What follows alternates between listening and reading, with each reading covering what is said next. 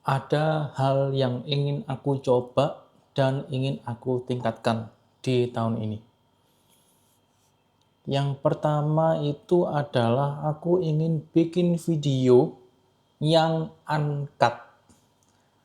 Kenapa aku pengen ngelakuin ini? Karena aku sadar bahwa di video-video sebelumnya aku terlalu sering ngedit ya. Terlalu sering mengandalkan editing, jadi cut pakai editing. Karena aku sadar bahwa ternyata public speakingku itu menurun. Nggak selancar dulu.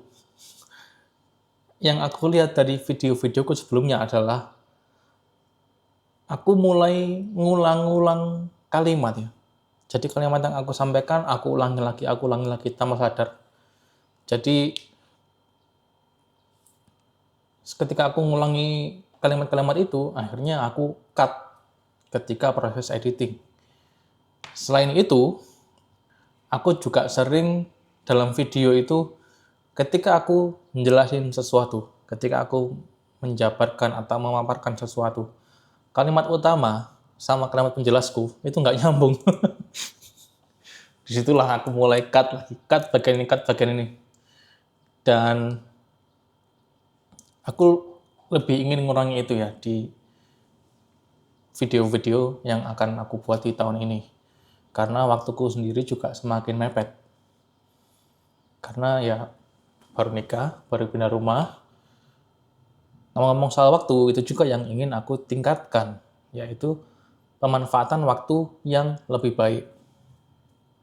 Jadi bulan kemarin itu trial ya, 1 bulan di fase hidup yang baru, menjadi seorang suami, tinggal di rumah baru. Manajemen waktuku itu cukup kacau.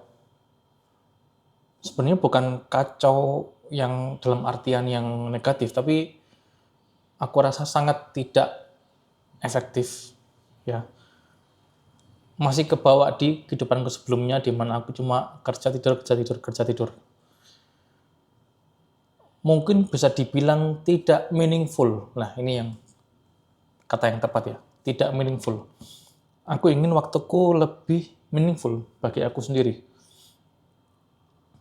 Dan aku rasa yang cocok jadi kiblat utama, tidak lain tidak bukan, adalah bapakku sendiri. Karena bapakku sendiri itu rutinitasnya tiap hari itu bagus banget ya. Ketika aku masih tinggal bersama keluargaku yang ada di Gresik, bapakku tuh orang yang aku lihat rutinitasnya paling bagus. Sholat malam, terus subuh bangun paling awal, bersih-bersih rumah, nganterin adik sekolah, ngopi, baca Quran, baca buku, semua tersusun rapi gitu. Rutinitasnya bagus. Aku ingin niru. Karena ada fase di mana aku merasa waktuku itu nggak ada. Kayak, aduh aku sangat-sangat kehilangan waktu atau kekurangan waktu. Ini gimana sih aku hidup kok kerja, nemenin istri jalan-jalan tidur, kerja nemenin istri jalan-jalan tidur. Itu berulang. Akhirnya yang aku rasakan adalah aku merasa tertinggal sama circleku yang mereka sudah pada bikin produk sendiri, pada belajar hal baru. Itu tuh aku jadi merasa tertinggal.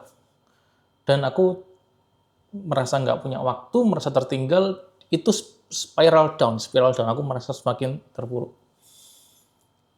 Tapi aku tidak memandang itu sebagai sesuatu yang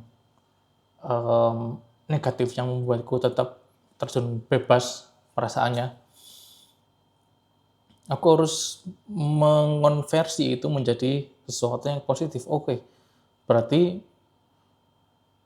cobalah aku ingin rubah. Nah, sebenarnya dulu aku punya namanya productivity log ya. Jadi di Notion, aku di view kalender itu aku bikin kalau aku ngerjain produk sendiri, atau belajar. Ya, jadi ada dua tipe mungkin. Kalau aku belajar R&D atau lagi ngerjain produk sendiri, aku masukin productivity log. Jadi itu harapanku dulu adalah itu yang bikin aku meaningful. Oke, hari ini aku produktif. Oke, hari ini aku produktif. Oke, hari ini produktif.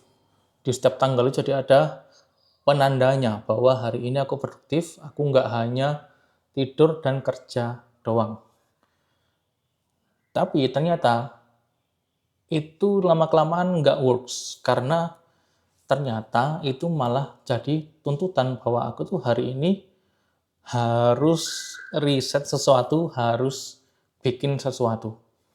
Itu jadi tuntutan yang dimana itu jadi tekanan. Kalau ternyata di hari itu emang aku lagi nggak ada waktu luang. Akhirnya itu aku rubah. Jadi nggak cuma R&D sama bikin produk sendiri aja yang aku masukin productivity log. Tapi kegiatan harianku juga akhirnya banyak yang masuk. Misalnya baca buku, bersih-bersih rumah, olahraga, apalagi ya tadi? Menyimak kajian, itu aku masukin productivity log. Dan ternyata itu meaningful bagi aku ya. Karena ketika aku melihat catatan itu tuh menjadi afirmasi bahwa oke, hari ini aku sudah melakukan sesuatu yang bisa aku sendiri bilang itu adalah sesuatu yang produktif. Ya. Dan lagi kembali ke mencontek rutinitas bapakku ya. Dan sebagai perbaikan dari pola hidupku yang tidur kerja.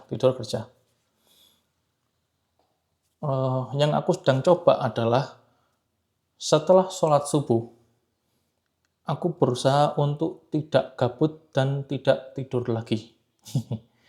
Walaupun kita sebagai muslim tahu bahwa tidur setelah subuh itu tidak dianjurkan ya, bahkan harus dihindari.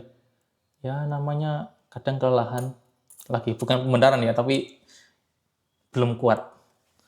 Ya sekarang lagi mencoba untuk mentas dari itu, sehingga subuh yang aku lakukan adalah bersih-bersih rumah sambil nyimak kajian. Nah ini ternyata asik banget.